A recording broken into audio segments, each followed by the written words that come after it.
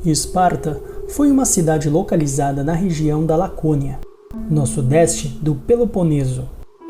A região era bastante fértil e possibilitava o cultivo de cereais que sustentavam sua população. Além disso, haviam muitas terras boas para pastagem e domesticação de animais. Entretanto, sua geografia não permitia grandes navegações e por isso Esparta não se destacou no comércio.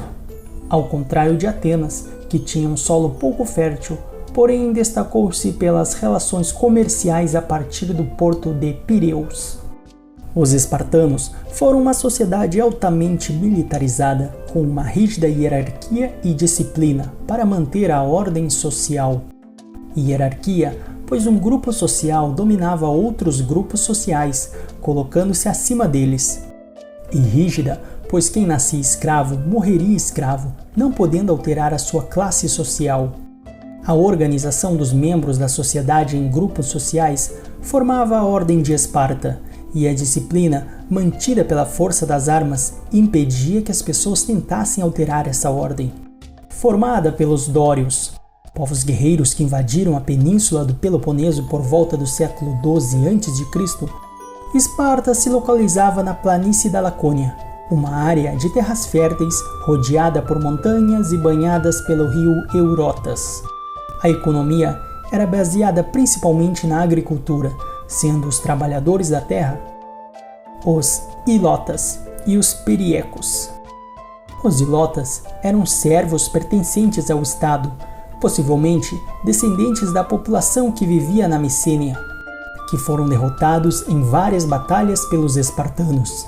Trabalhavam na terra que habitavam e tinham que pagar tributos ao Estado, sendo mantidos sob dominação através da força. Os periecos eram pessoas livres, que habitavam as periferias da cidade e trabalhavam na agricultura, mas também exerciam trabalhos artesanais e comerciais, pagando impostos ao Estado. Possivelmente eram descendentes dos aqueus, e tenham aceitado a dominação dória sem lutar. Tinham direitos civis como o direito à propriedade e acesso a tribunais, porém não podiam participar da vida política, nem exercer o voto. Acima desses dois grupos sociais, dominando-os, estavam os espartanos, ou esparciatas, descendentes diretos dos guerreiros dórios. Os esparciatas desprezavam os demais trabalhos, dedicando-se integralmente às atividades militares e à administração do Estado. Eram os únicos que detinham os direitos de cidadania e tinham participação política. Para organizar politicamente a cidade-estado de Esparta, foi constituída uma estrutura administrativa que contava com uma diarquia, ou seja, poder exercido por dois reis ao mesmo tempo. A Ápela era uma assembleia popular formada por todos os cidadãos espartanos com mais de 30 anos, que tinha como função rejeitar ou aprovar projetos feitos pela Gerúsia, eleger os gerontes e éforos, bem como votar sobre a paz e a guerra. Acima da Ápela havia a Gerúsia, um conselho formado por 28 anciãos chamados de gerontes, que tinham funções legislativas e judiciárias. Julgando conflitos dos espartanos, decidiam sobre assuntos de política externa e controlavam os diarcas. Eles tinham idade acima de 60 anos, ocupavam o cargo de forma vitalícia. Cabe aqui destacar que poucos espartanos conseguiam atingir essa idade. Os índices de mortalidade eram altos e a expectativa de vida muito baixa. As funções executivas eram exercidas por 5 éforos, sendo os mais importantes governantes de Esparta. Eram eleitos todos os anos pela Ápela, administravam as funções públicas e fiscalizavam a vida social e econômica da cidade-estado. Havia ainda 2 reis, os diarcas, fazendo com que Esparta se organizasse politicamente em uma diarquia. Estes 2 reis eram controlados pelos gerontes.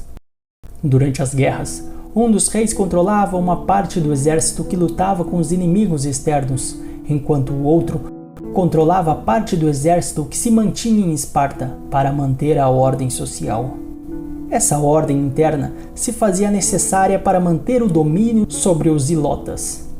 por ser uma sociedade militarizada, ou seja, uma sociedade organizada da mesma forma que um exército, todos os homens espartanos deviam ser educados desde a infância. Para formar esses homens, houve um grande investimento em educação desde a tenra infância. Para isso, havia uma seleção de pessoas desde o nascimento, pois os bebês que nasciam com alguma má formação eram sacrificados, pois não serviriam para o combate.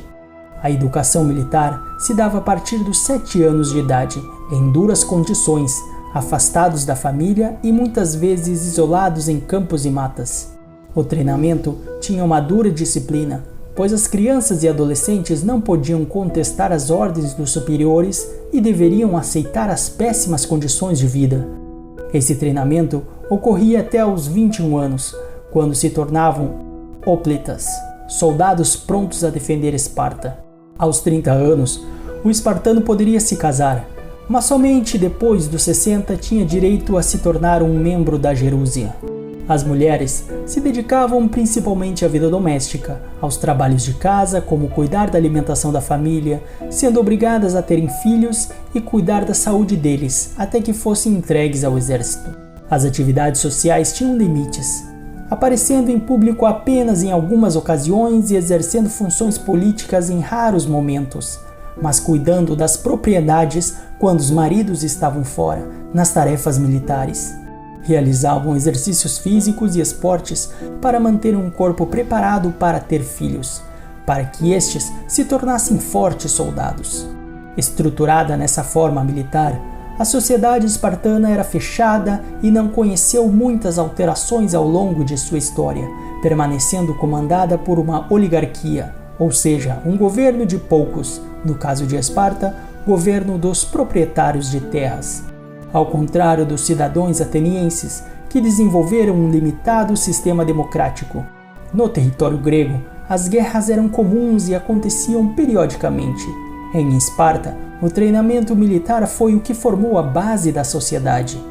Inserido nesse contexto, surgiu uma figura que hoje quase todos conhecemos: Leônidas, o filho do leão. Um rei guerreiro que fez o seu nome ecoar por todos os cantos do mundo até os dias de hoje, pela sua bravura que apresentou na Batalha das Termópilas, junto com seus 300 espartanos. Então é isso, galera. Se você curtiu o vídeo, senta o dedo no like, inscreva-se no canal e é isso aí, valeu!